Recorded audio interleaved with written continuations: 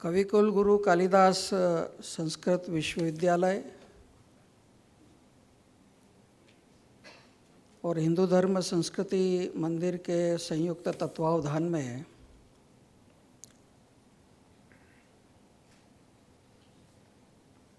स्वर्गीय मागो वैद्य जी की स्मृति में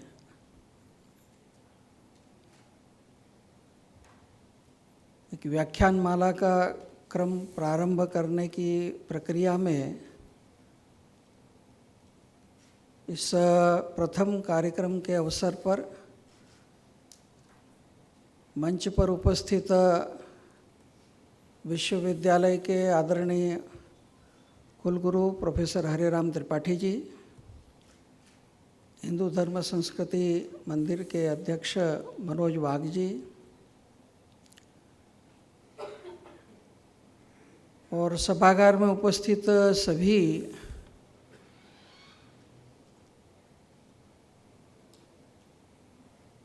विद्वत बहनों तथा भाइयों,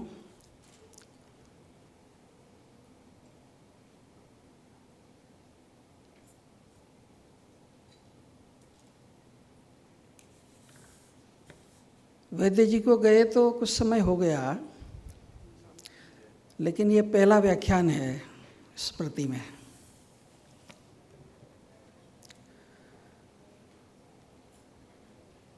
और मुझे भी जीवन में उनके साथ कुछ बात करने का, कुछ साथ में काम करने का अवसर प्राप्त हुआ। तो कभी एक गीत सुना था कि आते हैं लोग जाते हैं लोग जैसे पानी के रेले, जाने के बाद आती है याद। तो स्मृतियाँ तो सबकी आती है, लेकिन कुछ स्मृतियाँ पानी के ऊपर जैसे लकीर रहती वैसी रहती है, आती है और विस्मृत हो जाती है। और कुछ स्मृतियाँ पत्थर की लकीर जैसी बन जाती हैं जो हमेशा बनी रहती है। और जो स्मृतियाँ ऐसी बनती हैं वो जीवन एक साधना का, एक तप का जीवन होता है।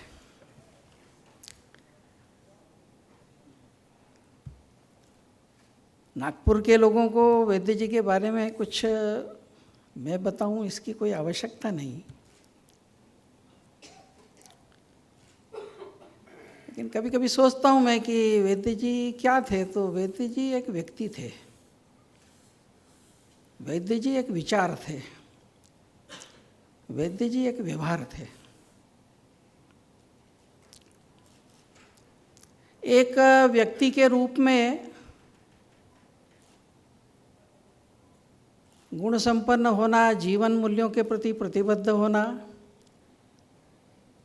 जीवन में एक स्व अनुशासन का पालन करना,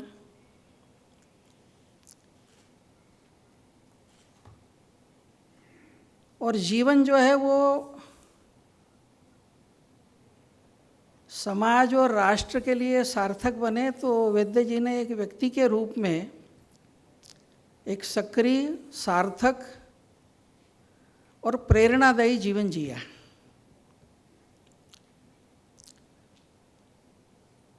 विचारों की बात करें तो फलक बहुत बड़ा व्यापक था। दर्शन हो, धर्म हो, संस्कृति हो, सभ्यता के विषय हो, राजनीति हो, आजकल चलने उस समय के घटने वाले घटनाक्रम हो, तो सब पर लिखते थे। और इसलिए तात्कालिक विषयों से लेकर के गंभीर तलस्पर्शी लेखन तक उनकी लेखनी की गति थी। लेकिन एक विशेषता थी, जब गंभीर लेखन लिखा जाता उसमें तो ठीक है, तत्व की बात रहती है, पर जब तात्कालिक विषयों पर करते हैं तब तात्कालिक स्थितियां ही हावी रहती हैं। उनकी विशेषता कुछ दूसरी थी। जैसे मुझे स्मरण आता है कि पंडित दीनदयाल उपाध्याय बहुत गंभीर चिंतक थे, लेकिन प्रति सप्ताह एक घटित घटनाओं को लेकर के कुछ अपना विश्लेषण, कुछ अपना मत वो रखा करते थे, और वो पांचजन्य ऑर्गेनाइजर इसमें छपता था। आगे चल कर के वो जो तात्कालिक विषयों पर लिखे गए लेखों का संकलन करके एक पुस्तक छपी पॉलिटिकल डायरी के नाम से, और उसकी जो प्रस्तावना लिखी वो डॉक्टर संपूर्णानंद ने। डॉक्टर संपूर्णानंद कांग्रेस के बहुत बड़े नेता थे, बहुत बड़े विद्वान थे। तो संपूर्णानंद जी ने उसमें लिखा कि एक विशेषता इन लेखों में है कि ये लेख हैं तो तात्कालिक परिस्थिति के विवेचन के लिए, लेकिन प्रत्येक लेख के अंदर एक शाश्वत विचार, शाश्वत अधिष्ठान उसके साथ जुड़ा रहता है, उसको छोड़ करके वो नहीं होता है। तो यही विशेषता और वैद्य जी के लेखन में भी हम पाते हैं।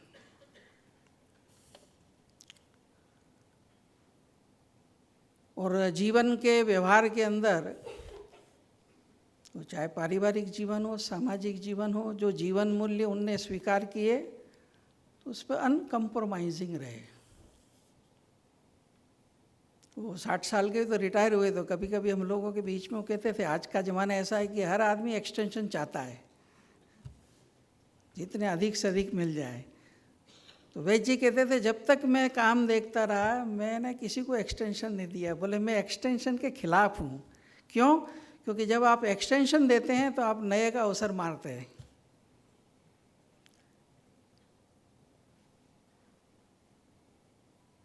दूसरा जो एक देखा कि उम्र के साथ जीवन मशीनी हो जाता है, फिर नया सीखने की इच्छाएं खत्म हो जाती हैं। लेकिन उनका जीवन ऐसा था कि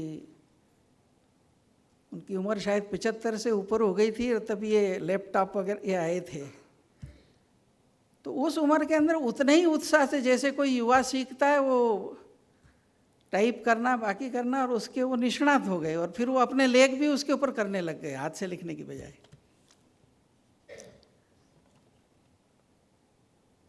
तो एक इस प्रकार का एक आदर्श मॉडल के जीवन की स्मृति इस व्याख्यानमाला के माध्यम से हर वर्ष आती रहेगी। और इसलिए ये उपक्रम जो दोनों संस्थाओं ने मिलकर के प्रारंभ किया, उसके लिए मैं उनका साधुवाद करता हूँ।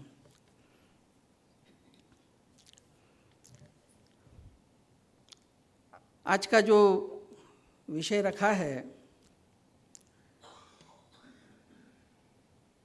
क्योंकि हिंदू दर्शन, हिंदू धर्म, हिंदू संस्कृति, यही वैद्य जी के आत्मा का विषय था। और आज की दुनिया में भी इसकी प्रासंगिकता समय के साथ बढ़ती जा रही है, और इसलिए हिंदू जीवन दर्शन की सर्वसमावेशकता, अब जो दर्शन हजारों साल की यात्रा में विकसित हुआ, उसे घंटे भर में रखना, वो एक व्यक्ति क्या अनेकों व्यक्ति भी मिलकर के समझना कठिन है।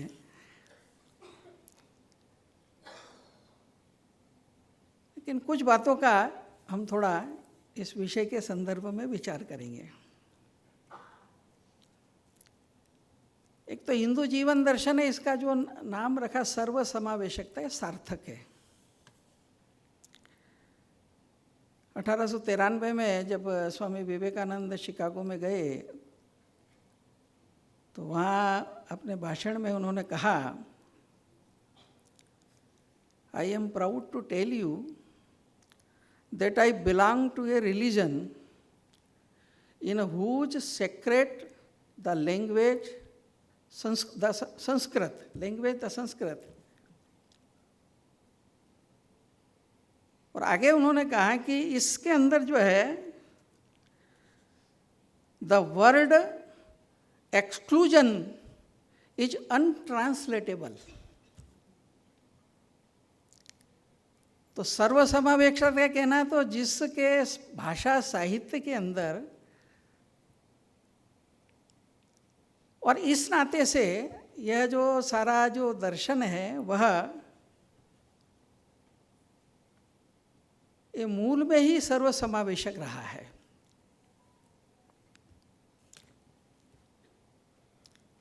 ऐसा कहते हैं वाक्य कि आइडियाज़ मूव द वर्ल्ड।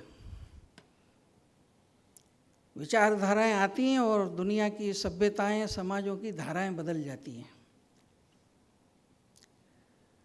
एक पीटर वाटसन नाम का लेखक हुआ, उसने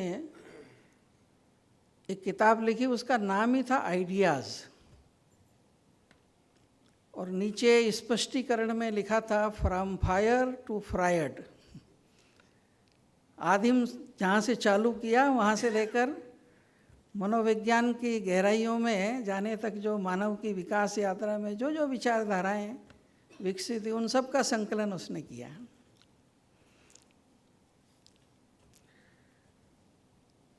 तो विचार आते हैं, प्रभावित करते हैं, लेकिन वो विचार कैसे हैं, इसका मूल्यांकन कैसे करना। तो ओशो एक बात कहा करते थे कि बीज को देखकर आपको पता नहीं लग सकता कि ये कैसा है, अच्छा है, बुरा है, खट्टा है, मीठा है। जब बीज को बोया जाता है और धीरे धीरे उसमें से पौधा प्रस्फुटित होता है, वृक्ष बनता है, और जिस दिन फल आते हैं और जब आप वो फल खाते हो तब आपको पता लगता है कि ये फल कड़वे हैं कि मीठे हैं। और तब हमको लगता है कि इतने साल पहले जो बीज बोए गए थे वो मीठे थे कि कड़वे थे। वो परिणाम से ध्यान में आता है। इस दुनिया के पिछले 2000 साल की यात्रा के अंदर अनेकों बीज बोए गए। ईसाइयत के बीज बोए गए, इस्लाम के बीज बोए गए, कम्युनिज्म के बीज बोए गए, और उनके फल निकले। और फलों का विश्लेषण जब वैश्विक इतिहास के विवेचन में हम करते हैं तो एक ही दृश्य दिखाई देता है। पूर्व सभ्यताओं का विनाश, संस्कृतियों का विनाश, ज्ञान संपदाओं का विनाश, सबको अपना जैसा ढालने की प्रवृत्ति। विवेकानंद कहते थे कि ये विचार आगे आगे चलते गए और अपने पीछे रक्त और आंसुओं की नदियां बहाते गए।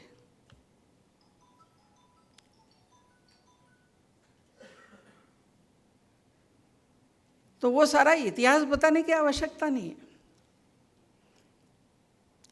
लेकिन जैसे इन विचारों के बीज बोए गए और दुनिया ने उनके परिणाम देखे, वैसे ही हजारों साल से इस हिंदू विचार के भी बीज बोए गए। ये भी दुनिया के अंदर फैले, और उनके परिणामों का जब हम विवेचन करते हैं तो हमारे ध्यान में आता है कि कहीं भी उन्होंने अपने में ढालने की कोशिश नहीं की। जो जहाँ था वहाँ से उसको उठाया। कोणार्क ने कंबोडिया गए तो सब नग्न रहते थे उस समय। जब वहाँ उनको प्रभावित किया तो वहाँ के लोगों को उन्होंने खेती सिखाई, कपास का उगाना सिखाया, वस्त्र बनाना सिखाया।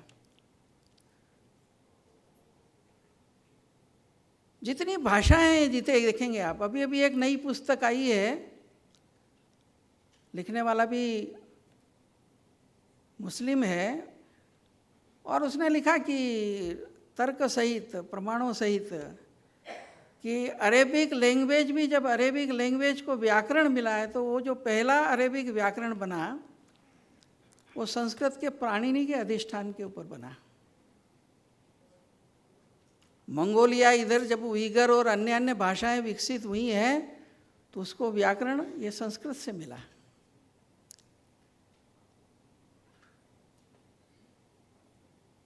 चीन की सभ्यता कहते हैं लोग बड़ी प्राचीन है, लेकिन वास्तविकता क्या है? 1924 में रविन्द्रनाथ टैगोर जापान और चीन की यात्रा पर गए थे, तो बीजिंग के अंदर यूनिवर्सिटी में उनका भाषण होना था, और युवा जो है वो थोड़ा सा विरोध कर रहे थे कि हम इस भारत से आए व्यक्ति का हम क्यों भाषण सुने। क्योंकि भारत तो अंग्रेज जो है उनका पिट्ठू है, और भारतीय सैनिकों के द्वारा अंग्रेज हम लोग को हमेशा पददलित करते हैं। तो उस माहौल में उसके यहाँ के एकदम श्रेष्ठ विद्वान और प्रोफेसर लियांग किचाओ वो मंच पे खड़े हुए और उन्होंने युवाओं को कहा कि मित्रों, आप नकारने के पहले थोड़ा मेरी बात सुनिए। और किचाओ ने बोलना प्रारंभ किया कि 2000 साल पहले चीन के पूर्वी तट के तरफ प्रशांत महासागर का अथाह जलराशि थी, जहाँ से हमको कुछ मछलियाँ या मूंगे मिल जाते थे। पश्चिमी दिशा के अंदर और ग्रासलैंड था, जहाँ से कुछ घोड़े मिल जाते थे। उत्तरी दिशा से हूण और मंगोलों का भयानक आक्रमण होता रहता था, जिसके कारण से सम्राट शी हुआंग-टी को चीन की सुरक्षा के लिए बड़ी दीवार बनाना पड़ी। वो केवल रक्तपात और हिंसा के वाला कुछ नहीं दे सकते थे। ऐसे समय में ज्ञान की रश्मियाँ दक्षिण पश्चिम से आई, एक के बाद एक लोग आते गए और उन्होंने चीन के विश्वास, कला, ज्ञान, विज्ञान, गणित, ज्योतिष, कालगणना, चिकित्सा, हर क्षेत्र के अंदर और चीन का निर्माण किया। इसलिए बोले हजारों भिक्षुओं, श्रीमंतों ने वर्तमान चीन का निर्माण किया। ये महाशय वहीं से आए हैं। तो उसके बाद वहाँ का माहौल बदल गया कि, लेकिन मेरा कहने का तात्पर्य इतना ही है इस सब में से कि ये कहानी आप दुनिया के अन्य देशों के अंदर भी देखेंगे तो कभी कभी आता है नहीं कि भाई ये हिंदू धर्म की, हिंदू जीवन दर्शन, इसकी कोई सर्वसमावेशकता सिद्ध करने के लिए आर्गुमेंट देने की जरूरत नहीं है। केवल आप विश्व इतिहास के इन विचारों और उनके परिणामों का विश्लेषण मात्र कर लें तो अपने आप उसमें से ये स्पष्ट हो जाता है।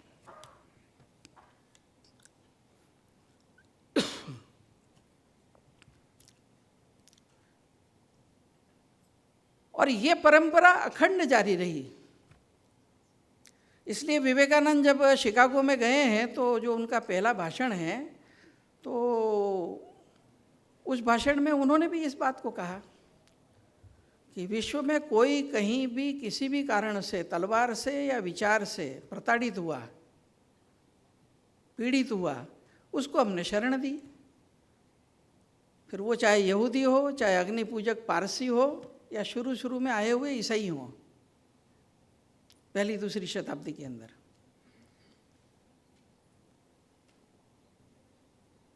और इतना ही नहीं तो हम 47 में स्वतंत्र हुए, इजराइल 48 में हुआ। और 48 में स्वतंत्र होने के बाद उन्होंने आह्वान किया विश्व भर के अंदर कि अब हमको अपना देश की ज़मीन मिल गई है, इसके पुनर्निर्माण के लिए आप आइए। तो 1800 साल तक जो समाज अपनी ज़मीन से उजड़ा रहा, जितनी उस समय इजराइल की पॉपुलेशन थी लगभग उतने लोग विश्व के 104 देशों से आए वहाँ पर, भारत से भी गए। तब इजरायली कॉन्सुलेट जनरल ने एक बुक निकाली, उसका नाम है इंडियन ज्यू। उसकी प्रीफेस में वो लिखता है कि इस आह्वान के ऊपर 104 कंट्रीज से 1.5 मिलियन यहूदी वापस आया।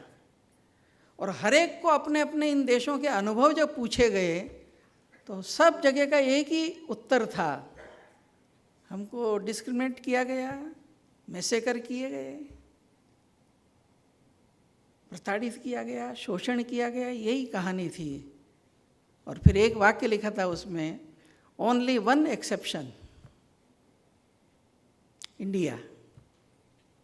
उसमें शब्द इंडिया लिखा था कि इस दीर्घ कालावधि के अंदर एक भी इंसिडेंट डिस्क्रिमिनेशन का या प्रताड़ित करने का नहीं है। और यह इसलिए संभव हो पाया है कि यह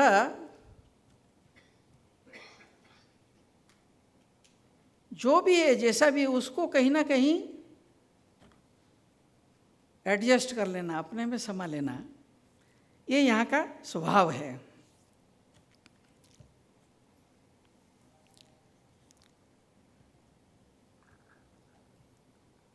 और इसका जो कारण है, वो कारण है यह दर्शन। नॉर्मली आजकल पश्चिम के प्रभाव से शब्द प्रयोग हम फिलॉसफी करते हैं, लेकिन फिलॉसफी और दर्शन में अंतर है। फिलॉसफी का जो विश्लेषण है लैटिन, तो वो फिलियो यानी लव और सोफिया यानी विजडम। तो फिलॉसफी का मतलब होगा बुद्धि प्रेम। इंटेलेक्ट के लेवल पर जितना डीप आप सोच सकते हैं, विचार कर सकते हैं, लेकिन जहाँ इंटेलेक्ट है वहाँ भेद आता है। बुद्धि की जो लिमिट है, लेकिन दर्शन की जो परिभाषा की गई है वो दृश्यते इति अनेन दर्शनम, देखा, अनुभव किया।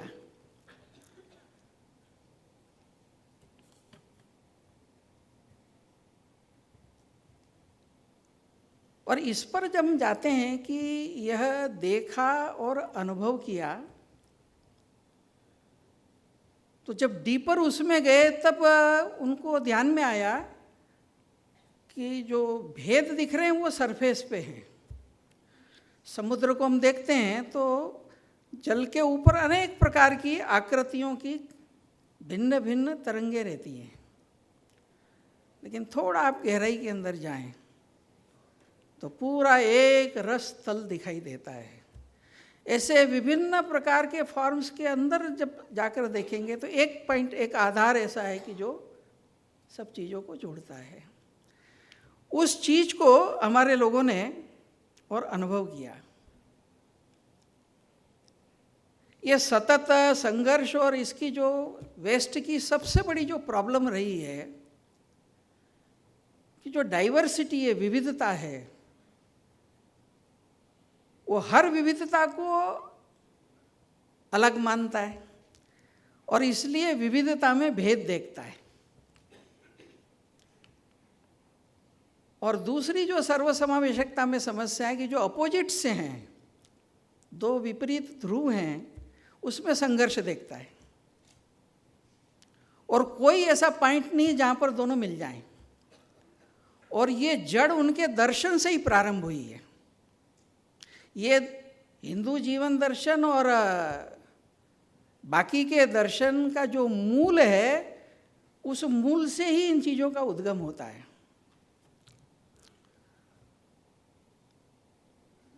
जो अब्राहमिक रिलीजन है उसमें आप देखेंगे कि दो एंटिटी है, एक गॉड है, एक सैटन है, एक अल्लाह है, एक शैतान है।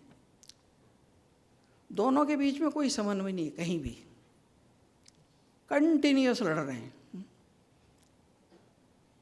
अब ये जो दर्शन की थियोलॉजी है वो परकोलेट हुई जीव शास्त्र में। तो डार्विन की थ्योरी आप देखेंगे कि सबल और निर्बल दो छोटे, दोनों स्ट्रगल फॉर एग्जिस्टेंस और सर्वाइवल ऑफ फिटेस्ट। यही जब विचार परकोलेट होता है अर्थशास्त्र के अंदर तो मार्क्स आते हैं, haves and have not, continuous लड़ाई।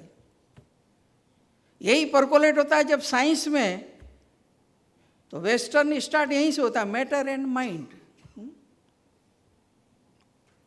आजकल थोड़ा थोड़ा सुधार हो रहा है, लेकिन बहुमत अभी भी जो माइंड का मैटर के ऊपर प्रभाव होता है वो अनसाइंटिफिक है। और इसलिए ये विविधता में भेद दृष्टि और जो भिन्नताएं उनके बीच में संघर्ष, ये उनका मूल है। भारत के अंदर देखा कि बुद्धि के धरातल पर तो ये सब वैसे ही है, लेकिन जैसे ही डीप में गए वो डीप में जाने की प्रोसेस का प्रश्न था।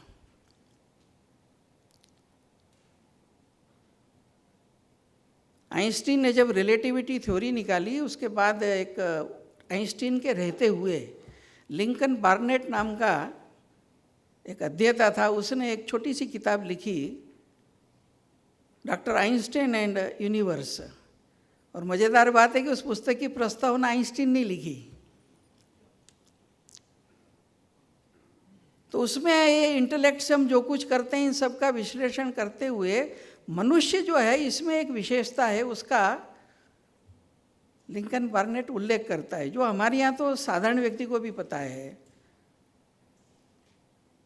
तो उसमें वो मनुष्य को संबोधित करते हुए कहता है कि least of all does he understand his noblest and most mysterious faculty.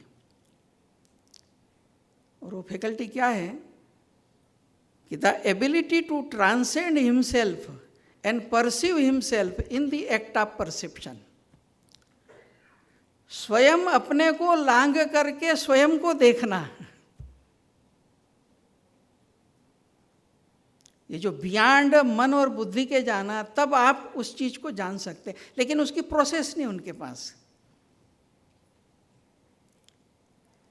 हमारे यहाँ श्वेता स्वरूपनिषद में वर्णन आता है कि इस सृष्टि रहस्य के ये दुनिया क्यों है, क्या है, क्यों बनी है, आदमी क्या है, जीव जंतु क्या है, आते जाते क्यों हैं, कारण क्या है इसका, सुख दुख क्यों होता है, ऐसे अनेक प्रश्नों को लेकर डिस्कशन चलता है। विद्वान लोग अलग अलग बताते हैं, कोई काल कहता है, कोई स्वभाव कहता है, कोई प्रकृति कहता है, कोई यदच्छा कहता है, अनेक प्रकार के चलते हैं, लेकिन कोई अंत नहीं निकलता। तब फिर उसमें एक मंत्र आता है जिसमें ऋषि कहता है कि फिर वो बुद्धि की दिशा छोड़कर ध्यान की गहराइयों में गए। और इसलिए वो श्लोक है, ते ध्यान योगानुगता अपश्यन, वो अंदर जाकर उन्होंने देखा।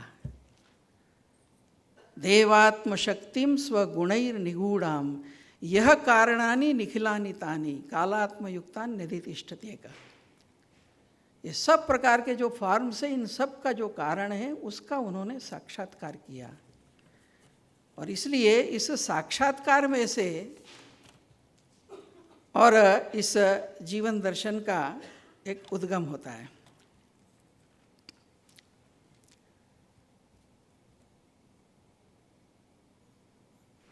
अब ये सारा क्यों कर पाया? तो क्योंकि जो जीवन दर्शन है, तो जब जीवन दर्शन तो एक अनुभूति हो गई, लेकिन जब आप जीवन दर्शन करते हैं तो जीवन के अंदर वो अभिव्यक्त होने की प्रक्रिया है। तो जीवन में तो मनुष्य भी हैं, फैमिलीज भी हैं, समाज भी हैं, विश्व भी है, विश्व का व्यवहार भी है। तो सर्वसमावेशी कोई जीवन दर्शन है तो वो केवल थ्योरी के लेवल के ऊपर पर्याप्त नहीं है। वो केवल थ्योरी में ही नहीं, तो चिंतन के साथ साथ अपने सारे शैली व्यवहार, उसके अंदर भी वो सर्वसमावेशकता सिद्ध होना चाहिए। और इसलिए शब्द प्रयोग अलग अलग होते होंगे,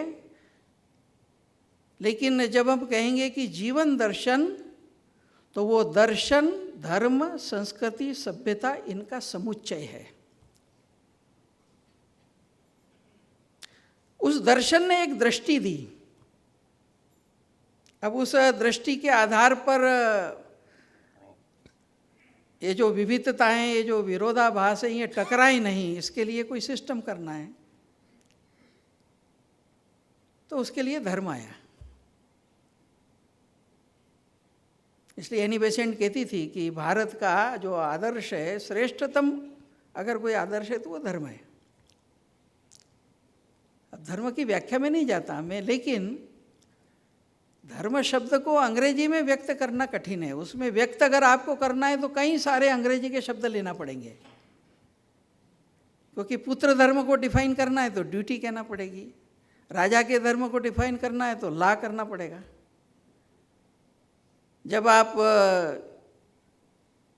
अच्छी चीज़ उचित करना चाहिए, उचित नहीं करना चाहिए, इसको डिफाइन करने जाएंगे तो आपको एथिक्स शब्द लेना पड़ेगा। और हर वस्तु का अपना एक स्वभाव है, अग्नि का, वायु का है, उसका भी अपने अग्नि का धर्म, ऐसा बोलते हैं अपने यहाँ। तो आपको नेचर शब्द करना पड़ेगा। और जितना ये क्रिश्चियन, मुस्लिम, ईसाई, बौद्ध, जैन, भिन्न भिन्न प्रकार के ये जो हैं, इनको करना है तो रिलीजन आएगा। लेकिन ये सब मिलके भी धर्म का पूर्ण अर्थ व्यक्त नहीं कर सकते। लेकिन अगर duty, law, ethics, nature, religion, इन सब को मिला के कुछ सोचोगे तो थोड़ा बहुत उसके कुछ। इसकी जो सबसे बड़ी विशेषता थी, तो दीनदयाल जी ने कहा कि मानव का जो सहज स्वभाव है वो नीचे की ओर जाने का है, और धर्म आपको कुछ अधिष्ठान देता है, देखिए ये करना चाहिए, नहीं करना चाहिए, ऐसा होना चाहिए। तो एक दीनदयाल जी का बड़ा सुंदर वाक्य था कि मनुष्य जब धर्म के सिद्धांतों के आधार पर अपने स्वभाव में परिवर्तन करता है और व्यवहार करने लगता है, उसमें से संस्कृति का जन्म होता है। इसलिए ये जो वैल्यू सिस्टम अपने यहाँ बने धर्म के अंदर से उद्भूत, और जब इस समाज ने देखा कि भाई पराई स्त्री जो है उस पर खराब दृष्टि से देखना नहीं चाहिए, पीढ़ी दर पीढ़ी चीज चली, तो एक उसमें से संस्कृति का विशेषता डेवलप हुई, मातृवत परदारेशु। दूसरे के पैसे की इच्छा नहीं करना चाहिए जो हमारा अपना नहीं है। पुराने समय में पड़ा हुआ सोना भी कोई हाथ नहीं लगाता था, आजकल तो 7 ताले में बंद करो तो निकाल लेता है। तो उसमें से फिर परद्रव्येषु लोष्टवत सिद्धांत निकला। जैसा मैं हूँ वैसा आत्मा सबके अंदर है। तो नामदेव से लेकर के कितनी कथाएं हम सुनते हैं कि कुत्ते में भी देखा, किसी ने गधे में भी देखा। ये एकत्व बोध जो है, तो आत्मवत सर्वभूतेषु। तो ये धर्म के व्यवहार से समाज जीवन में जब चलता, उसमें से संस्कृति का उदय होता है, और वही संस्कृति रिफ्लेक्ट होती है हमारी वेशभूषा में, हमारे स्थापत्य के अंदर, हमारी कला में, हमारे कौशल में। और इसलिए ये जो नीचे से ऊपर तक की यात्रा की जो कथा है, वो सभ्यता में भी स्पष्ट होती है।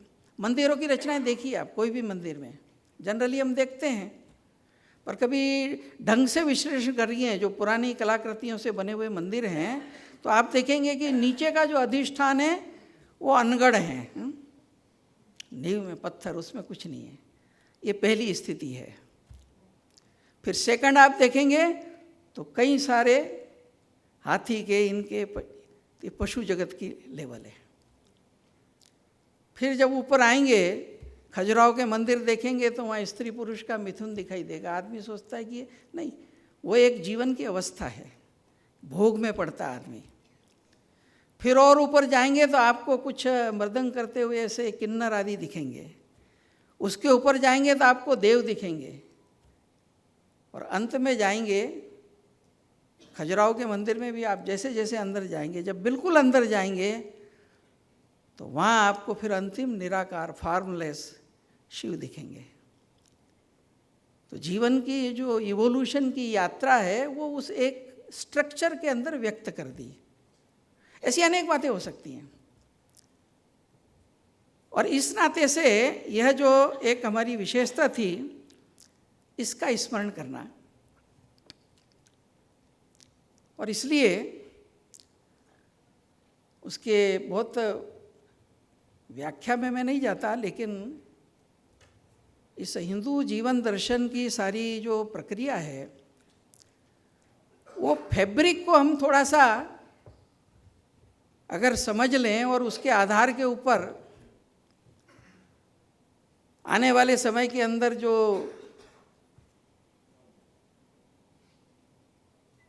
एक भारत का जो पुनरुत्थान होना है, भारत को जो विश्व के अंदर अपनी भूमिका करनी है, उसके नाते से भारत और भारत का समाज जीवन जैसा बनना है, वो फैब्रिक के कुछ मूल सूत्र हैं। पहला तो जो मैंने कहा कि वो मूल में उन्होंने देखा कि वो एक ही सत्ता है, इसलिए हमारे यहाँ प्राचीन उपनिषद में कहा ईशावास्यम इदम सर्वम यत् किंच जगत त्यान जगत, जड़ चेतन वो एक है।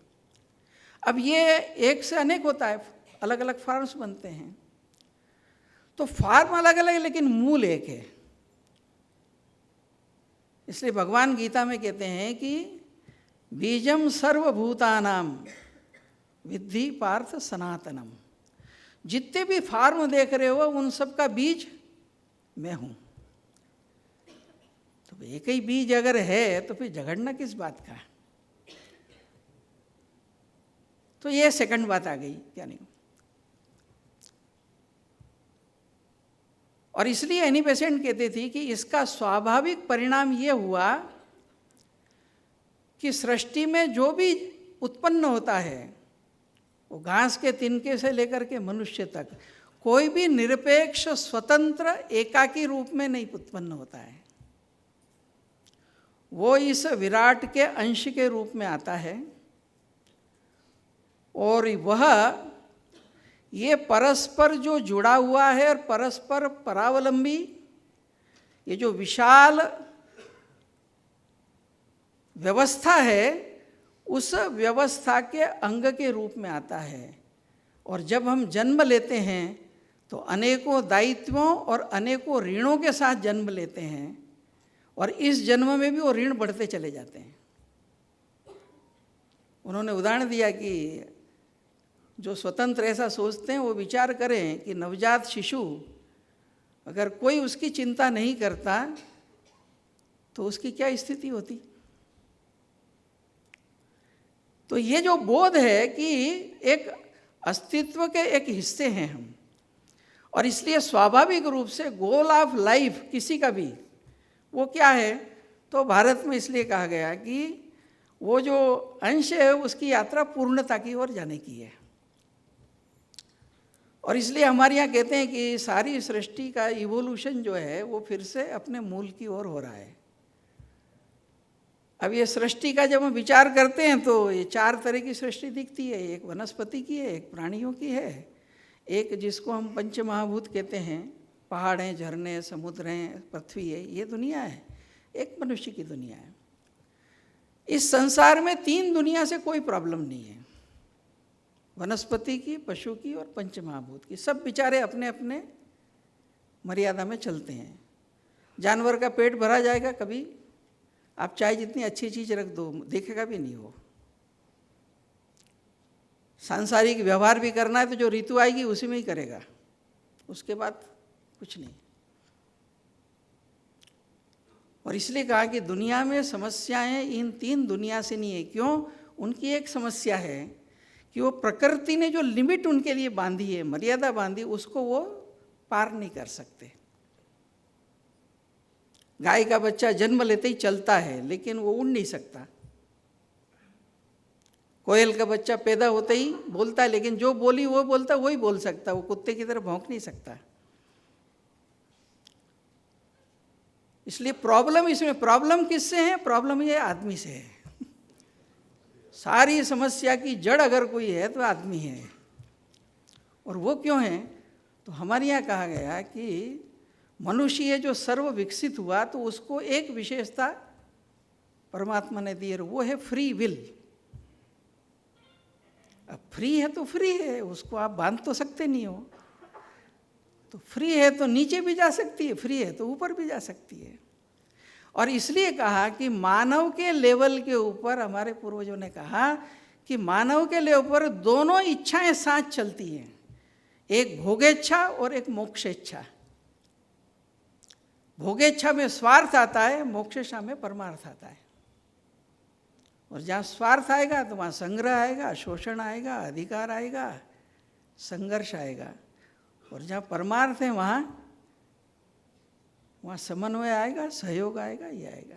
कुल मिला के खेल इन दो चीज़ों का है कि सभ्यताएं की यात्रा ये भोग प्रधान है कि मोक्ष प्रधान है, स्वार्थ प्रधान है कि परमार्थ प्रधान है। जितनी यूरोपीय सभ्यताएं दुनिया में गई स्वार्थ प्रधान थी तो कॉलोनियाज बनाई, रिसोर्सेज लूटे और अपने आप को सभ्य कहते हैं।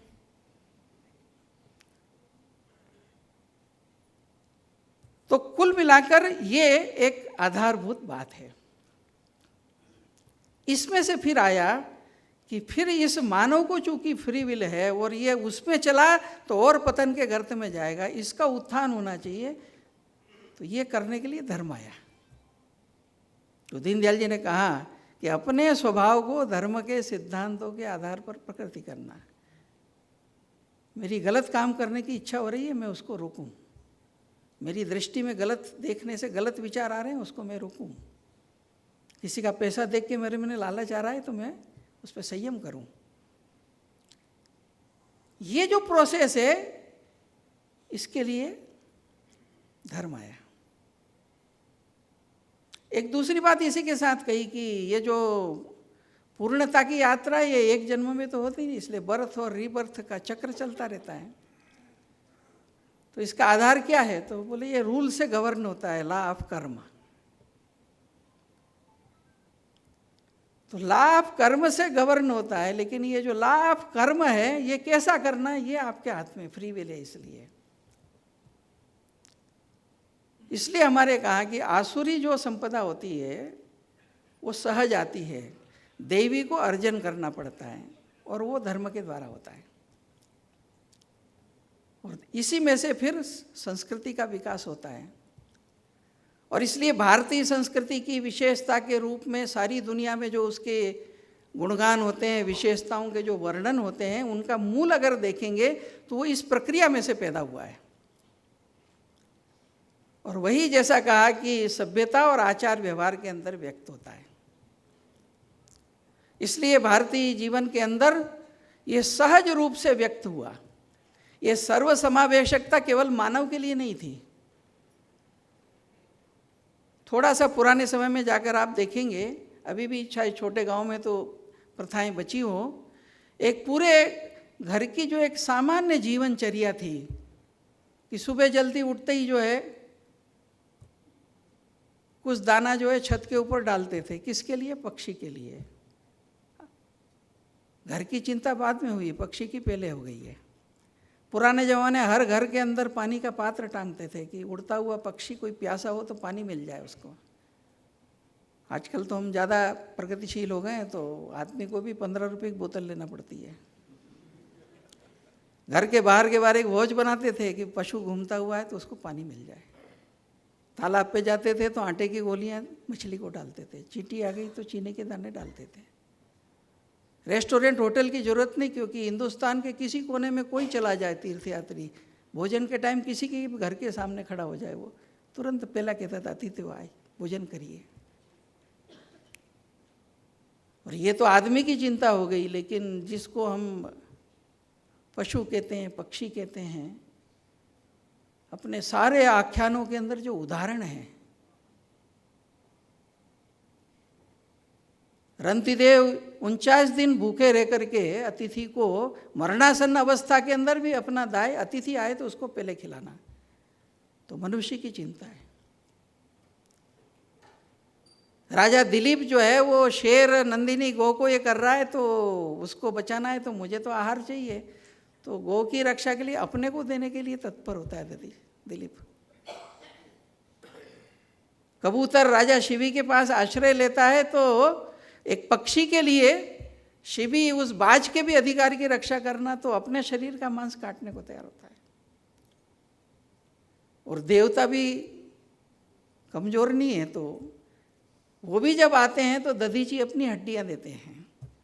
तो देव हो, मनुष्य हो, पशु हो, पक्षी हो, इस समाज जीवन ने, इस जीवन दर्शन के व्यवहार ने ये सर्वसमावेशकता स्वाभाविक लाई है। इन चीज़ों का और हमको थोड़ा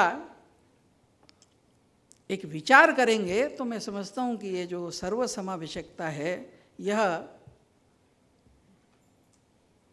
कोई ऐसा विषय नहीं है कि जिसके कोई हमको अनेकों आर्गुमेंट और तर्क विकसित करना पड़े, पर इस मूल इसको एक समझने की जरूरत है। इसके आधार पर देश बना था, और आज के विश्व की जो समस्याएं हैं, उन सारी समस्याओं के समाधान के अंदर ये जो दृष्टि है, इसी में से रास्ता निकलेगा। जो मैंने कहा ना कि जो वेस्ट की सारी जो आज प्रॉब्लम्स है उसके मूल में जाना है तो मार्ग इससे निकलेगा। एक बड़ी प्रॉब्लम है फेथ को लेकर के, जितना आज का आतंकवाद है, संघर्ष है, विद इन मुस्लिम कंट्रीज के अंदर भी मैं ज़्यादा शुद्ध तुम अशुद्ध, दोनों ही इस्लाम वाले, दोनों ही मार रहे हैं एक दूसरे को। वैसे इस्लाम भाईचारे का है रिलीजन, लेकिन खुद उनके यहाँ पर भी तो क्यों फार्म की भिन्नता उसमें से चला। हमारे यहाँ बहुत पहले से कहा गया है कि भाई रूप अनेक है, ईश्वर एक है, कोई किसी रूप के अंदर करो, अंततोगत्वा मूल में एक है। तो आज फेथ को लेकर जो फेनेटिज्म है और संघर्ष है उससे निकलना है, तो ये जीवन दर्शन सहायक है, दृष्टि सहायक है। एक दूसरा है मार्ग को लेकर के, अपने में क्यों कन्वर्ट करना चाहते हैं। जिस ढंग से हम रिचुअल्स करते हैं, पूजा करते हैं, इसी में से साल्वेशन मिलेगा, मुक्ति मिलेगी। तो हमारे यहाँ भी कहा गया है कि भाई नहीं, पंथ अनेक है, मार्ग अनेक हैं, लेकिन जहाँ पहुँचना है वो एक है, गंतव्य एक है, लक्ष्य एक है। एक प्रॉब्लम है लैंग्वेज को लेकर। भारत में भी आजकल तमिल पुरानी की नई, संस्कृत क्यों थोपी जा रही है, हिंदी का क्या है। उसका कारण है कि बाहर के फॉर्म के ऊपर हम आ गए, जो वेस्ट का स्वभाव है। जब बाहर देखोगे तो भिन्नता रहेगी, इसकी आकृति ठीक है, इसकी नहीं है, ये पहले चालू हुई कि ये बाद में हुई। हमारे पूर्वजों ने इस पर ध्यान ही नहीं दिया। उन्होंने एक ही बात कही कि भाषा अनेक है लेकिन भाव एक है। इसलिए चाहे मराठी हो, चाहे गुजराती हो, चाहे सिंधी हो, चाहे तेलुगु हो, चाहे मलयालम हो, उसके अंदर जो जीवन दर्शन है, जीवन मूल्य हैं, सब जगह आपको स्वर्ग नरक, पुनर्जन्म, आत्मा परमात्मा, चतुर्भुवन, जो हमारी एक परंपरा की जो मान्यताएं, धारणा है, सब भाषाओं के अंदर हमको मिलेगा। इसको समझने की जरूरत है। ये वेस्ट और लेफ्ट दो का जो नेचर है, एक डॉक्टर रामविलास शर्मा बहुत बड़े मार्क्सवादी थे। जीवन के अंत में वो फिर से थोड़ा सा लौटे वेदों की ओर। एक समस्या ऐसी है कि जितने ऐसे लोग हैं वो सुधरते हैं, लेकिन जीवन के आखिर में होते हैं, थोड़ा पहले हो जाए तो प्रॉब्लम कम रहे। लेकिन उन्होंने एक बड़ा विश्लेषण किया कि भारत का इस लगातार जो इस्लाम की प्रचंड आंधी थी, उसमें किसी ने बचाया भारत को तो भक्ति आंदोलन ने। इतने संत निकले, इतनी रो के गा के जो भी हो, भगवान को करके उन्होंने अपने आप को बचाया। तो पूरे भारत को एक सूत्र में बांधा। तो डॉक्टर रामविलास शर्मा वर्णन करते थे कि आज की तारीख में भी है, वर्तमान युग के अंदर भी भारत के भक्ति आंदोलन में देश को एक करने की अपार सामर्थ्य है, बशर्ते, चेतावनी देते हैं, बशर्ते इसे वामपंथी बुद्धिजीवियों से बचाया जाए। अन्यथा ये शैवों को वैष्णवों से, निर्गुणियों को सगुणियों से और दक्षिण भारत के संतों को उत्तर भारत के संतों से भिड़ाने में देर नहीं करेंगे। ये जो भेद दृष्टि है, ये वहाँ लैंग्वेजों के अंदर आप जाएंगे, वो लैंग्वेज कह क्या रही है, वो सिखा क्या रही है, तो सारे संघर्ष समाप्त हो जाते हैं। और सिस्टम से हैं, व्यवस्था है, उसकी भिन्नताओं को लेकर के सुपेरिटी इन्फेरिटी चलती है दुनिया में। तो हमारे यहाँ कहा गया भाई मूल है, धारणा होनी चाहिए, टिकना चाहिए। सोसाइटी, समाज, जैसे जलवायु, जैसी परिस्थिति, तो वो मुख्य है, बाकी सब गौड़ है। इसलिए रामेश्वरम में खुले बदन पुजारी नंगे पार मंदिर के गर्भगृह में जाता है, और बद्रीनाथ के अंदर पूरे कपड़े पहन करके, कपड़े के जूते पहन के जाता है। अब मंदिर में जाना है, खुले बदन जाना, वही बद्रीनाथ वाला करेगा। वो भी नमुद्री है, केरल का ही है, लेकिन फिर वो बद्रीनाथ के पास ही चला जाएगा, वापस नहीं आ पाएगा। वो वैसा जाएगा अगर तो। और इसलिए मैंने कहा कि जो प्रॉब्लम्स है आज, उनमें इसकी एक सामर्थ्य है। और एक दो अंतिम बातें।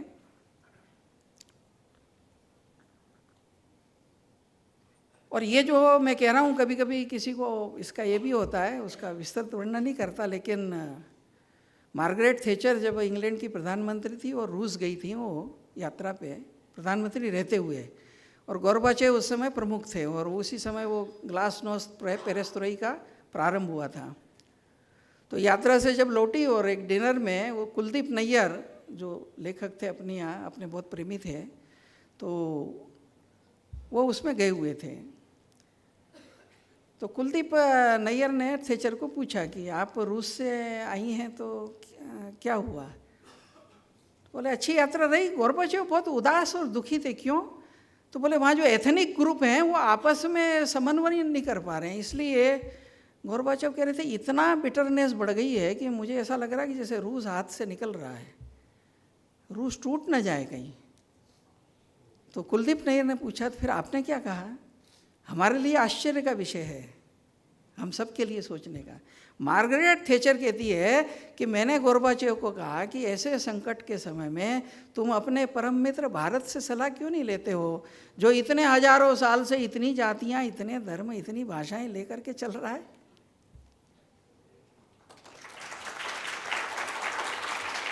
तो यह सर्वसमावेशकता है। और दूसरी जो बात हमारे यहाँ है कि एक तो अपोजिट्स जो हैं, अपोजिट हर एक यूनिक है, उसमें कोई प्रॉब्लम नहीं है, लेकिन अपोजिट का मतलब एक दूसरे के विरोधी नहीं है। जो सारा वेस्टर्न डिस्कोर्स और धीरे धीरे अपने यहाँ पर भी आजकल जो भी आ रहा है, वोकिज्म, कैंसल कल्चर, वहाँ से लेकर के तो एक ये बन गया कि भाई स्त्री और पुरुष तो वो अपोजिट है। अपोजिट में जाओगे तो फिर पुरुष स्त्री जैसा होने की विचित्र विचित्र चल रहे हैं आजकल। वो लड़कियों के कपड़े पहनकर, और आप उसको टोक नहीं सकते, ऑफिस में आएगा। और उससे आगे बढ़ कर के भी है कुछ लोग। ये कुल मिलाकर कोई टेंडेंसी चलती है समाज जीवन में, समाज की ये मेन स्ट्रीम नहीं हो सकती। और इसलिए जो आज के सारे व्यक्ति स्वतंत्रता और सामूहिक कर्तव्य, कोई विरोधाभास नहीं है। स्त्री और पुरुष ये अपोजिट संघर्षशील क्यों मानना? ये समन्वित हैं। इसलिए हमारे शब्द प्रयोग भी सारे जो है कि द्विधा दल है, कोई छोटा बड़ा नहीं है, तो बिना दोनों के कुछ नहीं हो सकता। और इस नाते से, और इतने ही नहीं, जो आज सामाजिक जीवन में विखंडन, टूटन, अवसाद, अनेक चीज़ें देखते हैं, ये अपने समाज जीवन में अनेकों बार आए। इस दृष्टि के कारण हरेक को उन्होंने एडजस्ट किया। उस जमाने में भी प्रेम एक सिस्टम से जीवन चलना चाहिए, लेकिन ठीक है, हमको प्रेम हो गया, हमने लव मैरिज कर ली, अब क्या करना है इसका, घटनाएं बढ़ने लगी होंगी, तो उन्होंने कहा ये भी एक शादी है, इसलिए एक जोड़ दिया उसके गांधर्व विवाह। कुछ आदमी विकृत हो जाता है, किसी के साथ गलत व्यवहार कर लेता है, तो दंड तो जो कुछ होगा, लेकिन समाज का दंड था कि तुमने जो गलती की है, अब इसके बाद तुम्हारा कर्तव्य है कि उसको जीवन भर निभाओ। तो समाज जीवन में जीना कठिन हो जाएगा उसका। उसको भी विवाह कह दिया कि ये राक्षस विवाह, और कुछ आगे करके करेगा तो उसको कहा पैशाच विवाह। कहना क्या है कि समाज का मेन स्ट्रीम फैब्रिक चलता है, बीच बीच में मूवमेंट्स चलते हैं, कई तरह की बातें आती हैं, उस प्रवाह को फिर कहीं ना कहीं बांधना। और इस नाते से, और हम अगर विचार करेंगे तो ध्यान में आएगा कि आज के इस वर्तमान काल के अंदर भी, और यह जो हिंदू जीवन दर्शन है वह विश्व को और एक दिशा दे सकता है। इस नाते से ये जो भारत का व्यवहार रहा है, और आने वाले समय के अंदर हमको जो करना है, उसके लिए एक टैगोर के 2 वाक्य कहकर मैं अपनी बात पूरी करूँगा। तो उन्होंने कहा कि जो हमारा दुनिया के अंदर हमने किया, तो कई बार आता है ना कि भाई आप समूह में जाते तो अपनी आइडेंटिटी खत्म हो जाती है। तो भारत ने एक ऐसी शैली डेवलप की जिसमें वो कहते हैं कि without sacrificing our own, without destroying others, Bharat assign a distinct place to everyone in one vast ecosystem. ये भारतीय हिंदू जीवन दर्शन की विशेषता है। और ये अगर करना है तो हमको ही इसको समझकर आने वाले समय में समाज का निर्माण करना है। उसके लिए टैगोर कहते हैं कि बिकमिंग व्हाट वी,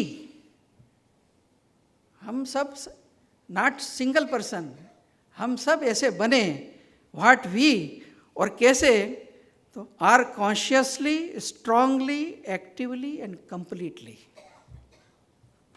इस दिशा के अंदर।